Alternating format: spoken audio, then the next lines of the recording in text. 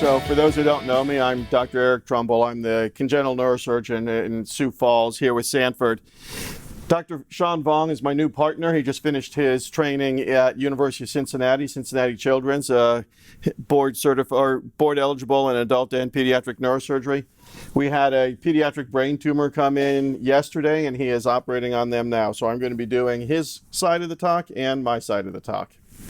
We're going to be talking about Chiari in general, although if you look at the previous talks on the Chiari website, you'll see we'll try to go into a deeper dive here than we did last year when we did this. So this is the second annual Sanford Chiari retreat.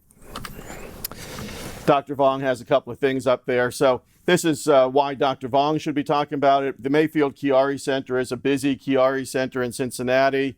They are routinely voted also one of the best children's hospitals, and that's why he's operating now.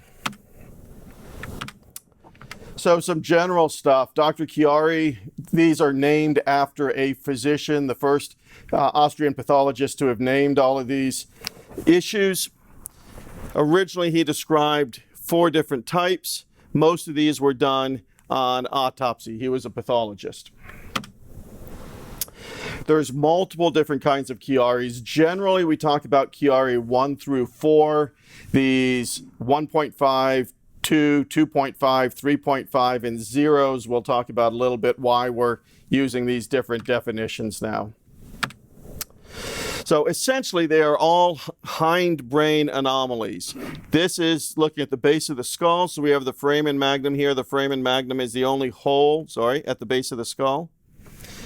And so it's where the cerebellar tonsils go through. So there's not supposed to be anything there but the spinal cord coming down. In the Chiari patients, most of them, we're talking about having cerebellar tonsillar ectopia. So when we're looking at the images, in general, brain ends and then the skull ends. So all of the brain is within the skull. For patients with Chiaris, the skull ends and the brain ends. And so we'll look at a couple of different examples here. So this is looking from the back now. Again, usually the cerebellar tonsils are at or above the foramen magnum. If they go through the foramen magnum, if they go through the hole at the base of the skull, we then have cerebellar tonsillar ectopia. And classically, that's a Chiari 1. The Chiari 1 is by far the most common of the Chiari malformations. So a Chiari 1 is what we see. The diagnostic test of choice is an MRI. This is an MRI with the classic Chiari 1. So skull coming down and ending here. This line is trying to simulate McRae's line. McRae's line is the 2-dimensional representation of a 3-dimensional person. And so the foramen magnum is where this brain is supposed to stop. This is the brain coming down. This classic pointing appearance is called beaking of the cerebellar tonsils. So they're literally being pushed down. I usually describe them as if you picture this being a cork. That cork is getting tighter. The tighter the cork is in the top of the bottle being the foramen magnum, the more symptomatic patients are. Part of the frustration is we can describe the anatomy. The anatomy does not one-to-one correlate to what the symptomatology is. So here, Dr. Vong's talking about having pointed tonsils. What's supposed to be there is spinal fluid in patients with Chiari. What is there is the bottom of the brain. So you have greater pressure back here.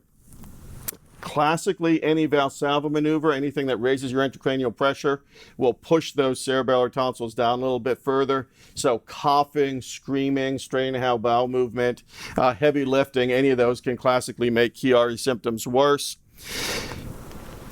We often get into a semantic discussion.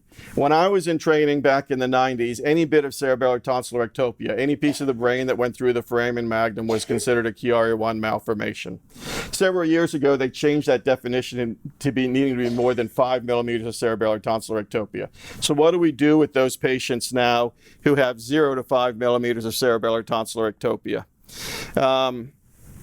The answer is that's what we're calling Chiari zeros. But if you look at the CPT book, if you look at the diagnostic codes, there is no code for a Chiari 0. There's a code for a Chiari 1.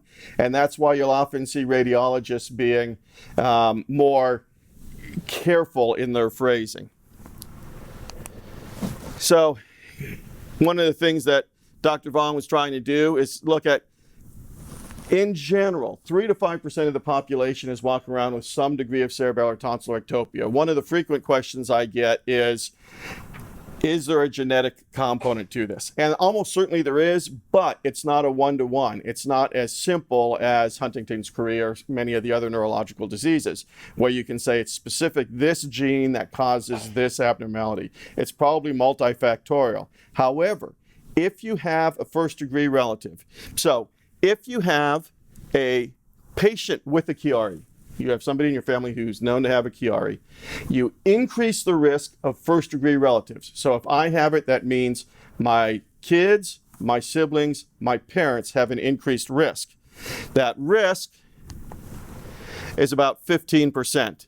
And so it was in one of the Chiari surveys looking at almost 1,200 patients there. This gets back now to what do we call those patients with 0 to 5 millimeters of cerebellar tonsillar ectopia. You usually won't see that on a reading of the MRI, and part of the frustration is then patients honestly won't know about it a lot of the time. So if you don't have 5 millimeters of cerebellar tonsillar ectopia, that means you don't have a Chiari, right? Well, it means you don't meet the diagnostic criteria by your MRI, but you can still be symptomatic from it. So this is an example of a patient. The cerebellar tonsils are tight, but the foramen magnum, they are right at the foramen magnum. It is enough to block the flow of spinal fluid. Spinal fluid is made in the lateral ventricles, up what would be up here in the picture, circulates down the third to the fourth, supposed to come out the obex, the outflow of the fourth ventricle, into the subarachnoid space, is supposed to be outside the spinal cord. This is an example of a patient with a large syrinx encompassing the entire area that we can see there. So these are patients that question is, what do you do? When I was in training, again, in the dark ages, remember we've only had MRI since the 80s, so we were just learning all of these things at that time, and we're still getting more data to be collected. But we used to shunt these syrinxes a lot of the time, not fully understanding that if you did a decompression, you had about an 80% chance of reducing the syringomyelia. The syringomyelia is an issue because that is causing distension of the affected spinal cord and making that potentially symptomatic. So this is an example of a patient of a Chiari 0. So these are 0 to 5 millimeters of cerebellar tonsillar ectopia. Dr. Iskander first described this 21 years ago now. It does not have a diagnostic code if you open the book, but certainly this is something that we see frequently. And so like most patients, the decision to intervene is related to how symptomatic they are. It's rare that you have a specific radiographic finding and then you talk about surgery. But in this size syrinx, we always talk about doing a decompression. Chiari 1.5 is obviously between a 1 and a 2. The 1 has further cerebellar tonsillar ectopia. The 2 is classically in the spina bifida patient population, and the 1.5 is in between the two. So you do tend to have further caudal descent of the brain stem. That's more similar to a Chiari 2 than a Chiari 1, and so that's why we tend to call these Chiari 1.5s. They don't seem to respond quite as well to decompression. Again, there's probably more intrinsic abnormality in the brainstem, and so a simple decompression may not be everything that helps. Dr. Tubbs is one of the docs who's looked at this a fair amount. When I started doing a lot of the Chiari work, we got a lot of patients just because our office could pronounce Chiari. So when you call somebody and they say, oh, you've got a Chiari, or what do you have? That's always a bad sign. We still see a lot of lay people, in fact, a lot of radiologists talking about Arnold-Chiari malformations. The specific diagnosis of an Arnold-Chiari malformation is a Chiari 2 malformation. So again, if you're having somebody who's talking about your Arnold-Chiari malformation and you have a Chiari 1, that at least wants to prick up your ears, and you want to wonder, how much does this person know about Chiari malformations? So again, Chiari 2s, the classic Arnold-Chiari malformation, more common in the spina bifida patient population. So this is somebody who has hydrocephalus. Their ventricles are big. We think a lot of this is due to, again, if they have down at the bottom an open neural tube defect, everything is running down. All the CSF is running out of the head into the lumbar space and ultimately into mom's amniotic tissue, amniotic fluid. And so everything gets pulled down. So cerebellar vermis, brainstem, and fourth ventricle all get pulled further down, as opposed to the Chiari 1s, which don't have an open neural tube defect, and they tend to be primarily cerebellar tonsillar ectopia. So here, what he's pointing out is the differences with beaking here of the brainstem, the cerebellar tonsillar ectopia, thinning of the corpus callosum. That's usually due to the hydrocephalus more than it is the Chiari itself. Chiari 3s, very rare. It was originally defined based on one case by Dr. Chiari. Total of 57 in the last more than a century have been diagnosed, so it's very rare. I've never seen a Chiari 3 or 4. They are usually terminal diseases, so these are very significant hindbrain anomalies. This is a patient basically who has a big opening in the back of their skull, and some of the brain is falling in there. So occipital encephalocele is the term that we're using more frequently there than a Chiari 3. And so again, all of this definitional stuff gets to be confusing and, to me, not very helpful. This is getting into the semantic issues that it is important to know what you're talking about. Chiari 3.5, very rare, 1 ever reported, so they made up their own definition. It was between a 3 and a 4, so they called it a 3.5. Chiari 4 is hypoplasia of the cerebellum and tentorium, so all of this is spinal fluid in this patient population. Again, very rare, and we don't see those very often now. That was a picture of Dr. Tubbs. Chiari's 5, 6, all of those. So Chiari 1 is really what we're seeing. Chiari 2 I'm not going to be addressing very much, but for those with spina bifida, it's more common. That was one of the things that was significantly reduced in the MOMS trial. The MOMS trial was the in utero closure of open neural tube defects, open spina bifida. And so there was a significant reduction in the incidence of Chiari 2 malformations in that patient population. What they're doing is closing the neural tube defect, usually at 20 to 24 weeks gestation. So you've only got about half the duration of the spinal fluid running out the back, and so you only have about half the time to pull everything down. So again, in the Chiari 1 patient population, for most of us, brain ends and the skull ends, all of our brain is within our skull. It makes it all the more confusing in that we use the word tonsils, completely unrelated to the tonsils in the back of your throat, but the same word, to talk about the bottom of the cerebellum. So here we have the cerebellar tonsils growing through the foramen magnum, causing pressure on the outflow of the spinal fluid, forcing the spinal fluid from the outside of the spinal cord into the inside of the spinal cord, creating a syrinx. We get fixated on how much cerebellar tonsillar ectopia do you have. We've really been fixated on that in the last 10 years or so because we changed the definition. So if you have 4 millimeters of cerebellar tonsillar ectopia, oh my goodness, you don't meet that diagnostic criteria. You have 6 millimeters and you do. Again, this is a range of patients and symptomatology. This is a patient with 27 millimeters, so pretty significant cerebellar tonsillar ectopia. One of the things I always tell the pediatric families is really don't get too caught up in the degree of cerebellar tonsil ectopia. And the reason is they're growing. So in the growing patient population, for most patients, the degree of cerebellar tonsil ectopia is static, meaning that it grows in the same degree that they grow. So measure your fingers or toes in kids, everything's going to grow. So we want to look at where does this go. In this patient's case, foramen magnum here, C1 here, C2 here. So this is going to the top of C2. And those are things that we should be static and that we'll follow along with. On my Chiari patients, I always try to do an entire spine MRI. Why? Because about 20% of those patients will have a syrinx. So we've been talking about a syrinx, fluid buildup in the spinal cord.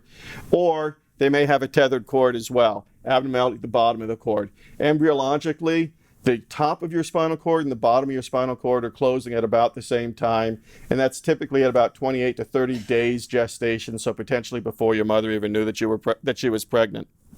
Again, same picture showing the degree of cerebellar tonsillar ectopia. And then much of the issue is the pistoning of the cerebellar tonsils. So CSF pulsates with venous pulsations.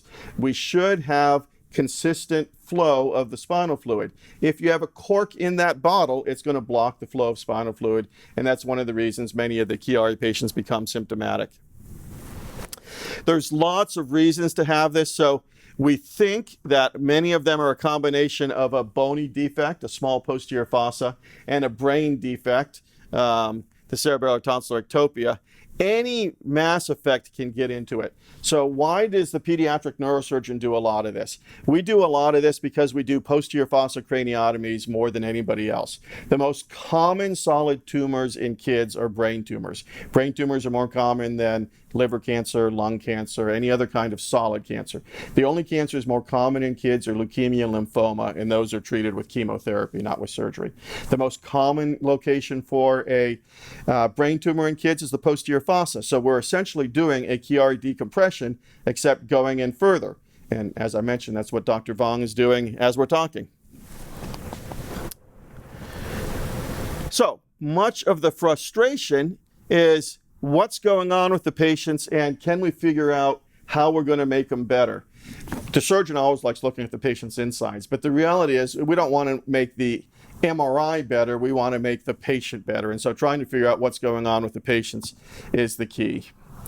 Many of the patients, as mentioned there, are going to be asymptomatic, so we're picking more and more up in routine screening images, CT or MRI, again, MRI being the diagnostic test of choice. In adults, headaches are the most common symptoms, classically suboccipital tussive headaches, but they can be different. In kids, we'll often pick this up, particularly in preverbal kids, in difficulties with feedings. So you can have swallowing issues. A lot of adults will sort of work to compensate on that, but for kids, we're now having our GI docs image most of these kids, do a head MRI prior to talking about putting a G-tube in or anything else if they can't find a source for their dysphagia, their difficulty swallowing. So this gets back to choking spells, feeding difficulty, snoring, central sleep apnea. One of the Chiari websites just had a patient ask, can I die from my Chiari? So I've never had any of my Chiari patients die, but when death has been described in that patient population, it's often central sleep apnea. So you don't have the same drive to breathe, they go to sleep and they don't wake up. Oftentimes, if we see central sleep apnea, and so many of us are having sleep studies, if they see central sleep apnea, that's an indication for an MRI. If they have significant central sleep apnea and they have a Chiari malformation, even if they don't have any other symptoms, we usually talk about a decompression. We don't have good literature on what the incidence is of improvement with decompression, so that's one of the things that we're still working on. Many patients show up and really don't have anything.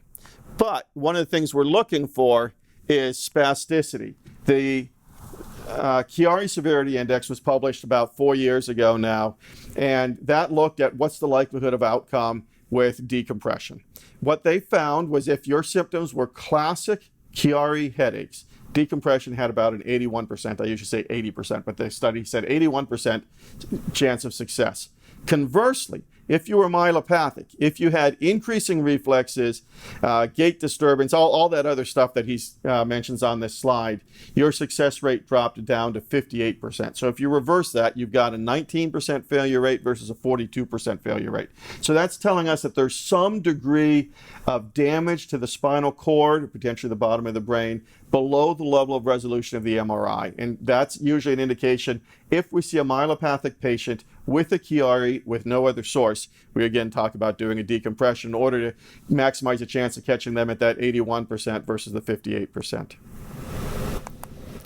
So this is a video of downbeat nystagmus. I don't know how well you can see it, but this is the bouncing of the eyes when the patient's going up. And again, there we go. It is their inability to properly control the vision. So you usually don't have an alteration in your visual acuity because that's higher, that's occipital lobe, but you will often have difficulty with visual coordination. Same thing with speech. Sometimes people come in and say they have speech difficulty. That's usually an oromotor issue, difficulty controlling your tongue and your mouth, not a speech per se issue, not the ability to understand or find words, but the ability to get your mouth to make the words you want it to make.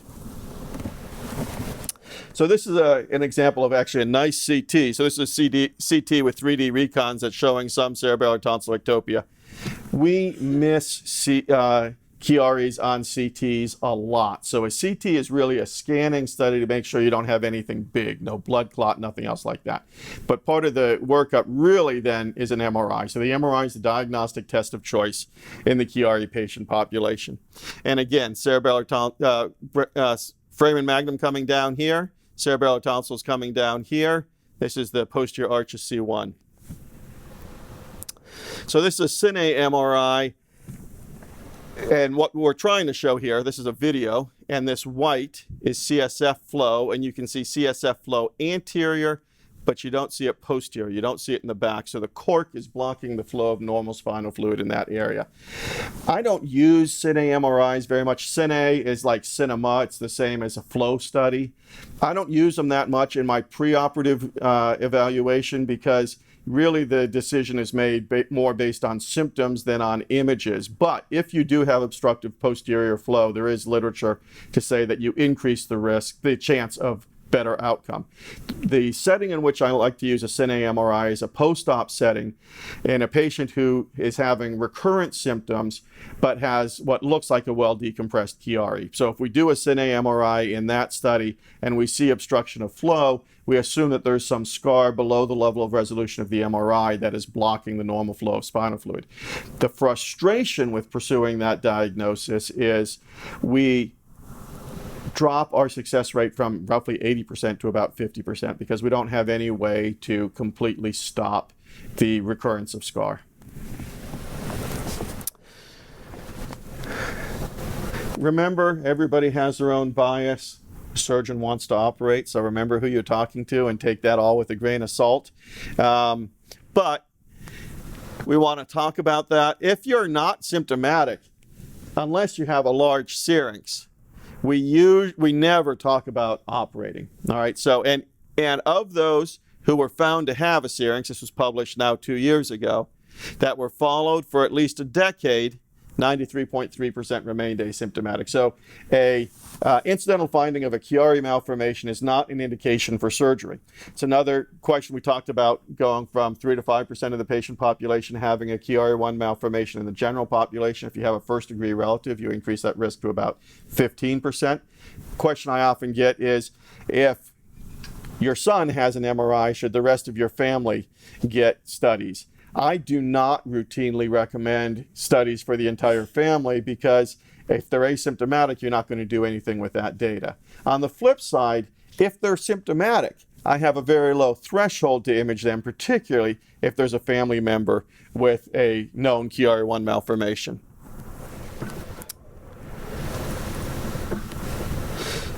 If the symptoms aren't bad enough to cause you problems, I really try to push you to hold off on surgery. We want to make sure that everybody's achieved maximal medical management before you consider surgical intervention. However, the only way to truly treat a Chiari, you can treat symptoms, but because the Chiari is an anatomical abnormality, the only way to truly treat a Chiari is surgical intervention, is decompression. So treatment is medical. Much of the frustration is there's really no good medicine for Chiari symptoms. So I'll put a lot of my patients on a temporary steroid dose. Medrol dose pack is what I usually use, trying to reduce any inflammation that's going on at the level of the Chiari. It helps some. It doesn't help everybody, but it's certainly better than having an operation. But if we end up needing to do a decompression, our goal is to pull the cork out, is to give as much space as possible in the back there. We all do these slightly differently. I mentioned I'm using Dr. Vong's slides. So at the Mayfield Clinic where he trained, they pinned all their patients. We do this for our brain tumors. So once the patient's asleep, they put them in pins. They literally rigidly fixate them so they can't move at all. I put all of my patients in horseshoes. It's just a little easier. Horseshoe means that they're literally laying on their back and just laying in a horseshoe area. We then make an incision from the inion, the little bump you can feel at the back of your head, down to your, I usually just go down to the hairline, but again, patients have different things. I try to go down to the hairline because if you change the angle that you are viewing, you can get roughly the same exposure. And if you wear your hair like mine, you're going to see the scar regardless. But if you're wearing your hair a little bit longer, like most, if I get it above the hairline, you're not going to be able to see the scar. So these are a couple of intraoperative surgical pictures showing the midline here. We try to go down the midline. The linea alba is literally white line, and so we try to move the muscles to the side, expose the foramen magnum, do a decompress. So the skull is off here and the dura is visible here now. Most patients we need to do a C1 laminectomy as well. Most of the pictures we've shown you, the cerebellar tonsils are going down below C1. Just depends on the specific patient. We do about a 2.5 centimeter by 2.5 centimeter suboccipital decompression. So give them enough space so that it's not compressed, but not so much space that you have cerebellar sagging, that the brain falls down into the space that you're making for it. And then we can use a dural patch. So when we open the dura in the back, it springs open. We're there because it's had chronic pressure, chronic tension. And so we can't literally sew that back together. We have to put a patch in the dura.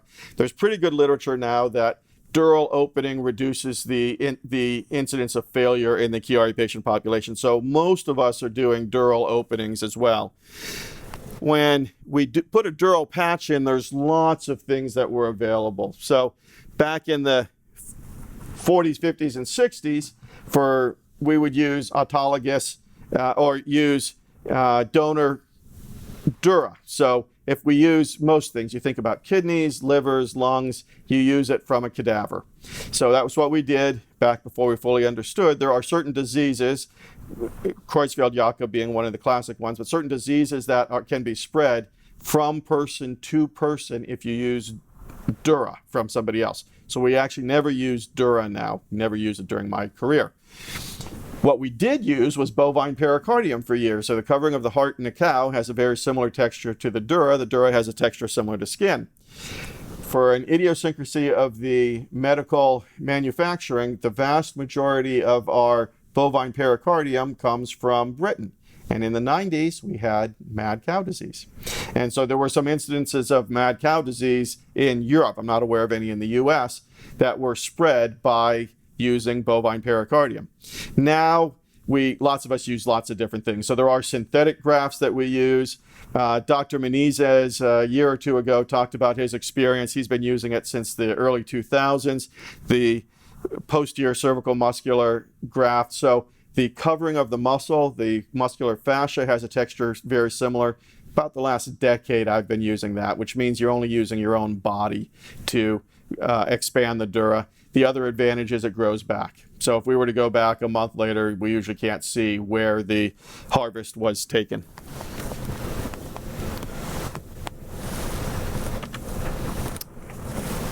The downside of opening the dura is there's a risk of CSF leak. or pseudomeningocele. Pseudomeningocele, the dura is meant to hold the spinal fluid in space. If you open that up, you run a risk of a leak.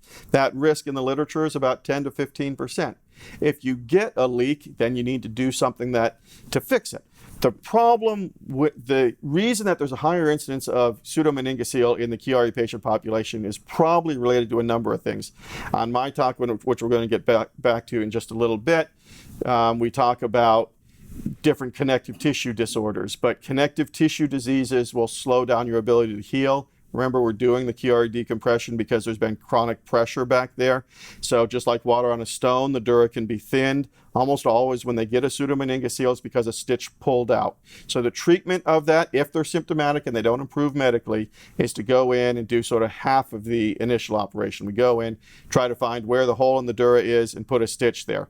If we put a stitch there and stop the leak, there's no reason to think it's any better than what we did in the first place, because we wouldn't stop until we were satisfied with the repair in the first place. So I always put a lumbar drain in on patients as well. We do a spinal tap, put a catheter in there, drain them down for 3 days so that they can't put any pressure on the new stitch we put them on. Some of these are pretty rare. The posterior inferior cerebellar artery is in the area that we're operating. Again, I've personally never seen any of these. And the key to trying to prevent further cerebellar slumping is making sure that you've gotten enough of a decompression so that you have prevented any pressure, but not so much that everything falls down. So that 2.5 centimeter opening is usually enough so that there are shelves on the side in order to hold the cerebellar tonsils in place, but you've done the midline decompression. So again, really what we're going to be talking about are Chiari 1 malformations. The treatment of Chiari 2s is very similar. And I've never seen any of the other Chiaris unless we're going to consider Chiari 0. So certainly we have a lot of 0 to 5 millimeter cerebellar tonsil ectopia patients. So I'm just going to move right on now. Dr. Vong had a bunch of references. Yeah, and Troy will get me set up. So thank you. That was pretty quick. So now we're going to talk about, that's general Chiari stuff. I talked about this moderate amount last year as well. We're going to cone down into the secondary concerns. Where do we go when we have additional concerns? So we talked about Chiari malformations, primary symptoms, classically in adults, headaches, neck pain. They can be precipitated by trauma. So again, I mentioned what's supposed to be there where the Chiari is spinal fluid. What is there is the bottom of the brain. And so any significant flexion and extension can cause worsening symptoms there. In kids, it's more often brainstem stuff because they're not saying, "Mommy, I have a headache." So brainstem findings, central sleep apnea. Brainstem includes the swallowing issues and then coordination issues. Again, similar picture. So on the physical exam on patients, embryologically, the skin and the central nervous system come from the same series of cells. Many patients will have cutaneous stigmata. They'll have skin abnormalities which make us concerned that there is something else going on in their central nervous system. And classically, we'll see these suboccipital hemangiomas. So this is a young man who's getting ready for surgery, and he has all these little marks. I've had a lot of families come in to me and say, "Oh, that's just the Smith mark. That's our family mark. Everybody has it." Well, not everybody has it, and oftentimes it's an indication of a Chiari. Now, you can have abnormalities at the top, or you can have abnormalities at the bottom. The most common abnormality at the top that we see is this occipital hemangioma. But at the bottom, we're going to look for a lot of things as well. So we talked about worrying about a tethered cord, an abnormality at the bottom of the spinal cord, and that's something, if you have a tethered cord, we do usually talk about surgical repair of that, usually decompression. And the reason is that as you grow, 50% of patients with tethered cords are going to have permanent neurological deficits. So a tethered cord is something's pulling the spinal cord down. It's not stretching to the normal way. We usually picture the spinal cord as going all the way down to our tailbone, all the way down to our sacrum. The usual bottom of the spinal cord is at L1, maybe L2, which is just below your ribs. And so that last bit is the cauda equina, literally horse's tail in Latin. And so it's all the nerves going down. And if there's an abnormality down there that is pulling the spinal cord down, it can literally pull everything down, or it can cause damage to the bottom of the spinal cord, the conus medullaris. So this is a patient who had a sacral dimple. Classically, these are in the midline. We're going to go through a couple of pictures now. So just a couple of months ago, we had a patient with a lumbar appendage. So again, probably meant to be a tail when we had tails a million years ago. Any of these cutaneous stigmata makes us worry. Again, the diagnostic test of choice is an MRI. So we want to do an MRI to take a look at the insides. On the little kids, we do MRIs relatively soon. The reason we do MRIs before they're 6 months old is twofold. We want to catch these as soon as we can. We usually try to operate at 3 to 6 months of age. And two, we can papoose the kids. So we literally just put them in a little papoose and we can do the MRI. If they get older, they can break out of the papoose and you can't reason with them, they need general anesthesia. And so we try to avoid anesthesia as much as possible in kids. Again, just different types of sacral dimples. Usually, the further up they are from the anus, the more likely they are to be something. Okay, so the closer they are to the anus, the less likely that's going to cause problems. But again, that's sort of a general rule of thumb. It's not a hard and fast rule, and so we tend to image all of these patients. Hairy spots,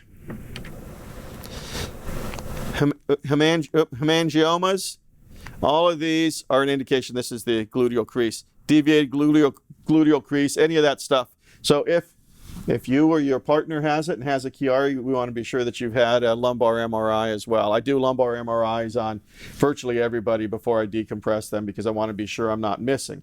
If they have a tethered cord and we do the decompression without understanding the tethered cord, there's a higher risk that we're going to pull everything down. So these are a couple of the pediatricians always like doing ultrasounds, but we always do MRIs. So this is the sacral dimple going in, and this is a fatty filum terminale.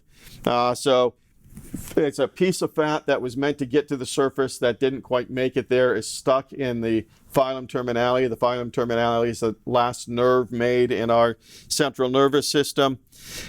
And so it can pull it down because fat doesn't stretch to the same degree that regular nerves do. So again, picture of a fatty filum terminale.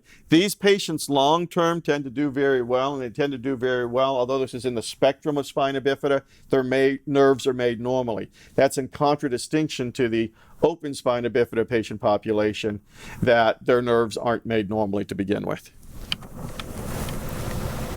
So sort of rule of 20s, 20% of scoliosis patients are going to have an intradural anomaly. So our pediatric orthopedic colleagues are doing MRIs on almost everybody to make sure that there isn't a Chiari, a syrinx, or a tethered cord, something that we would want to deal with prior to them considering orthopedic intervention for their scoliosis. 20% of Chiari patients are going to have something else along the neural axis. Syrinx, tethered cords are the most common kinds, and then in the tethered cords, the fatty filum terminale is the most common kind. That was the pictures I was just showing you. But you can also have Syringomyelia. That's a duplicated spinal cord, so it's basically often tissue going through the center of the spinal cord being in two pieces, hence the diastem. And then a dermal tract, so a piece of tissue literally going from the skin up and attaching to the spinal cord. So, complications for surgery, bleeding, infection. Much of the frustration is even in the best studies, there's a 19% failure rate with surgical intervention.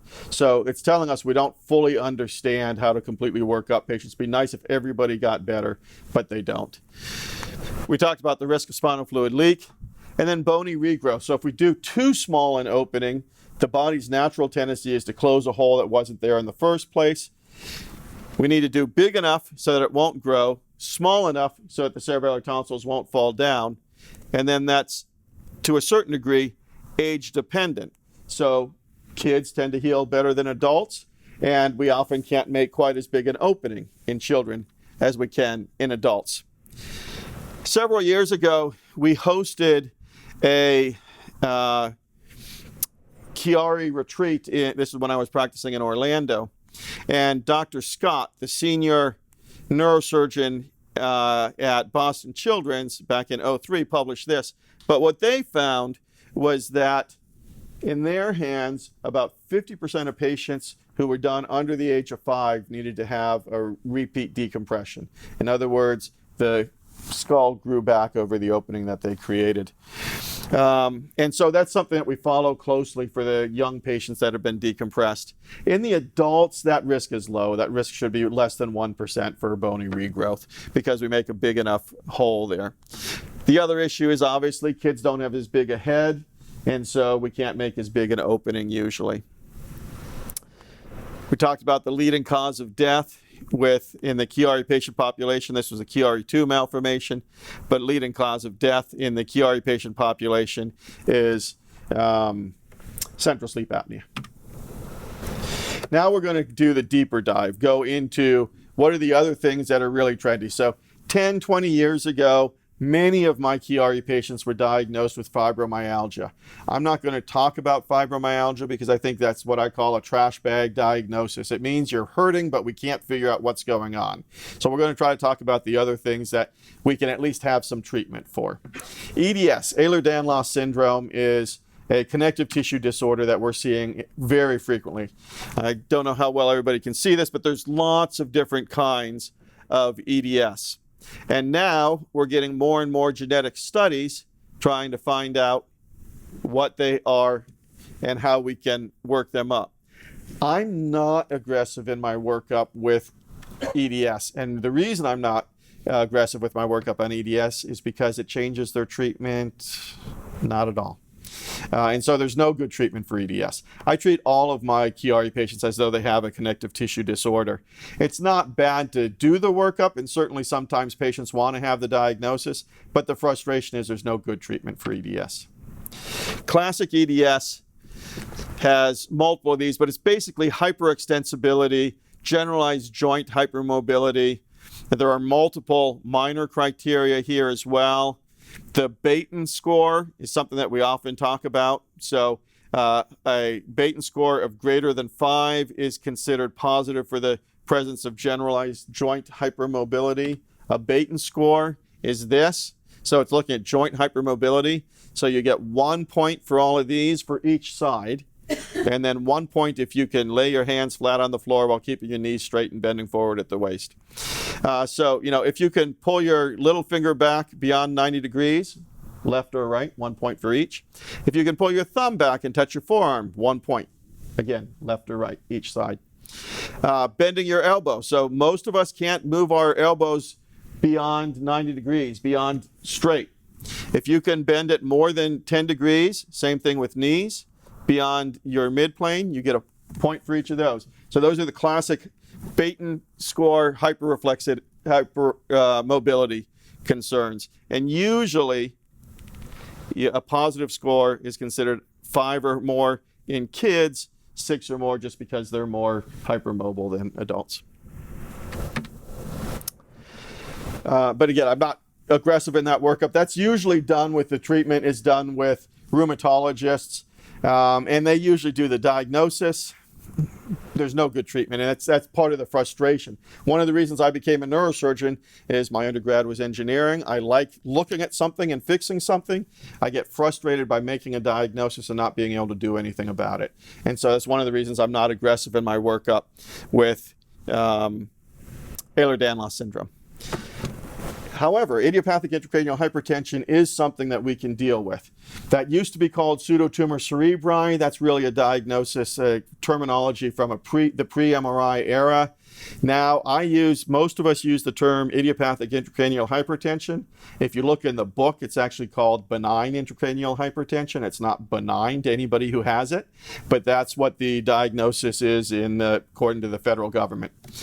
So, idiopathic intracranial hypertension means that the pressure in your head is going up and we don't have a cause for it. Hence, it's idiopathic. And again, part of the frustration is it's difficult to make that diagnosis. So what we The only way to make the diagnosis of idiopathic intracranial hypertension is to check what the intracranial pressure is. The easiest way to check the intracranial pressure is a spinal tap. So you do a spinal tap, you check opening pressure. The current definition of idiopathic intracranial hypertension is a pressure greater than 25 centimeters of water. But I've had patients who are symptomatic at 20 and feel good at 10. And so it's very frustrating. And you need to really listen to the patients and see how they're doing. You can, when you're doing the MRI, when you're doing the LP, you want to do an opening pressure. That's the main reason to do it. But you also want to drain them down. So you want to have a both diagnostic and therapeutic study. So if their pressure is 22 and you drain them down to 10 and they say, oh my goodness, my headache went away, I feel much better. They had a diagnostic study telling you that they are having symptomatic elevated intracranial pressure, even if they don't meet the number criteria of 25. Same idea as some patients can be symptomatic at 2, 3, and 4 millimeters. You don't have to have the 5 millimeters of cerebellar tonsillar ectopia to meet the need surgery for your cerebellar tonsillar ectopia. We are coming to understand more and more why this is. So in a fraction of patients, it is because of venous hypertension. The spinal fluid comes from the blood, goes back to the blood. It gets absorbed back through the arachnoid granulations, a tissue paper thin membrane that allows the spinal fluid to be absorbed into the venous system. If you have elevated venous pressure, you do not have the same volume of spinal fluid flow. And so we're usually doing MRV. MRV is just one more set of pounding on the MRI, one more software package that looks at the vein. So MRI is magnetic resonance imaging, MRV is magnetic resonance venography. And we're trying to look at the sinuses. Again, we're using same words, different meanings. So the sinuses we're talking about are not the air sinuses in the back of your nose. These are the venous sinuses, which are the largest veins in the brain that drain the blood out of the brain. If we have significant concern, we can do diagnostic angiography and do a stent. We can try to open up those areas if we see blockage of flow. That's supposed to help. We've had many patients that it hasn't helped with as well. So we're really just learning more about this. Everybody should get medical management first. Several years ago, Florida Neurosurgical Society had a point-counterpoint where I was the pro-shunt guy and there was a pro-medical management neurosurgeon on the other side. They were from University of Miami. They went up to 6 grams a day of Diamox. Diamox is the only medicine we know of that significantly reduces the production of spinal fluid. It does have some cross-reactivity to sulfa drugs, so those who are sensitive to sulfa drugs may have issues with Diamox. But we always want to try Diamox, and if they remain symptomatic, we want to do another way to check their intracranial pressure, so it usually means another LP afterwards. And if they continue to fail, then we'll often do a shunt. In the Chiari patient population, and this is a personal preference now in general for idiopathic intracranial hypertension, we do ventricular peritoneal shunts. So a shunt that drains the spinal fluid out of the head into the peritoneal cavity. Just like fluid that they drink is absorbed by veins on the inside of the intestines, the extraspinal fluid is absorbed by veins on the outside of the intestines. Certainly in the Chiari patient population, we want to do that because, remember, if you have elevated intracranial pressure, you can essentially be pushing the cerebellar tonsils down. So you want to reverse that pressure process and try to suck everything up. If you do a lumboperitoneal shunt, which is draining the spinal fluid out of your lumbar space, you're going to be pulling everything down. And so there's been clear instances where you make a Chiari worse with an LP shunt. That being said, I have put LP shunts in some of my Chiari patients after serial VP shunt failures, decompression, and we've been fortunate not to have any issues with those patients to date. One of the other issues we want to look at, remember we've talked about connective tissue disorders. The head is connected to the rest of the body by ligaments. If you have connective tissue disorders, you may have craniocervical instability. So the craniovertebral junction is what we're looking at with the Chiari malformation. And so we want to look, this is a slightly retroflexed odontoid. And this is a basilar invagination here. So the odontoid is C2. It's the second to top of your spinal column. it is supposed to be straight, but it is supposed to be below the skull. Here, the skull has essentially fallen down onto the brainstem, and the top of the spine has gone up into the skull itself, and that's called basilar invagination. These are much more difficult things to treat, quite honestly. So if we really need to treat them, we often will go through the mouth to do the decompression, and it's a much more morbid operation. Trying to get to the front is much more difficult than trying to get to the back, which is just going through muscles. I don't want to belittle going through a Chiari decompression, but it is a much smaller procedure than a transoral approach. One of the things we look for in craniocervical instability is their hypermobility. So here, what we're showing is the skull basically moving back and forth in relation. So again, C1 is here. Now it's fallen forward. So the head is essentially falling forward in this patient. The only way to really diagnose hypermobility is flexion and extension. So we're trying to see how the patient moves. We can do flexion extension MRIs as well. POTS is, for anybody who has it, a very frustrating disease. Again, sort of poorly understood.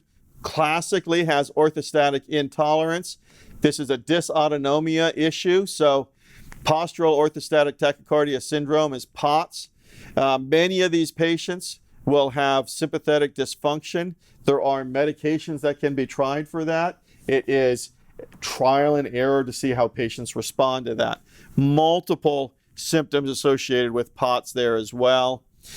Typically, this is done on, tried to diagnose on a tilt table study, so that's why they talk about changes in a reclined position.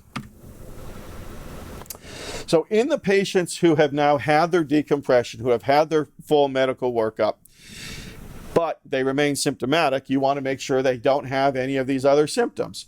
So we will, if we're worried about idiopathic intracranial hypertension, we'll do a spinal tap. If we're worried about instability, we'll do flexion extension films. I mentioned I do head MRIs on everybody post-op. That's part of my routine, symptomatic or not. If we see a CSF leak, we talked about treatment there.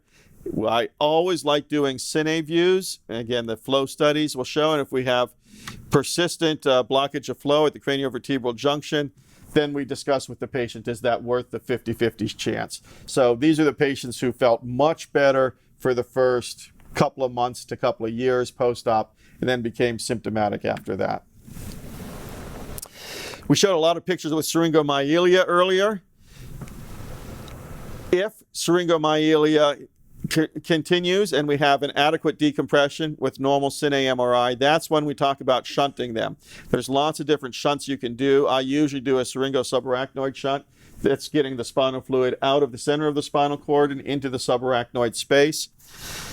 It's a smaller procedure as well. The downside about all of these is we need to go into the center of the spinal cord. So it's a much higher risk procedure than the Chiari decompression itself. It's important to define the word syrinx. When we shunt these patients, the size of the shunt is about a 3 to 4 millimeter diameter. So many times the radiologist will talk about a spinal cord syrinx that's 1 or 2 millimeters. That's really a dilated central canal. Our MRIs are very sensitive now, so it's good at picking up some of the anatomy. A 1 or 2 millimeter dilated central canal, we are not going to help with surgery. So you treat them medically as though you would anybody with neuropathic pain. Pregnancy, this study came out in 2017. A lot of questions I get is, what do you do if you have a Chiari and you're pregnant? We talked about Valsalva maneuvers, giving you, raising your intracranial pressure, pushing the cerebellar tonsils down more. About the biggest Valsalva maneuver you can have is delivering a baby. And so this group came out with these recommendations. Basically, if you have a Chiari, but don't have syringomyelia or syringobulbia. Syringobulbia is when that syringomyelia is going up into the brainstem. I let all of these patients deliver, and I let them deliver vaginally as long as they're not getting worsening symptoms. If you have syringomyelia or syringobulbia, then you have to talk about a C-section. C-section is done so that they're not doing the Valsalva maneuver. Chiari's an activity. So I got that little smile because some of the doctors say you shouldn't do anything with the Chiari. You're at higher risk for any damage with significant flexion and extension. And that is a theoretical concern. For those who know me, one of the things they remember about me is I've got 7 kids of my own. And so I fall very far on the liberal side. Our goal is to have patients with Chiari's lead a normal life. I've never seen, and there has never been described, a patient who had a spinal cord injury related to their Chiari itself. So I let patients do anything they want to do. That being said, if they can push them in the direction of baseball instead of football, I would prefer that. If they are doing something that is symptomatic. So living in Orlando, a lot of the patients got symptomatic with spinning rides, with roller coasters. If you're doing something and it hurts, stop doing it, whatever it is. So it relies on common sense, and obviously adults are better at that than the kids are at that.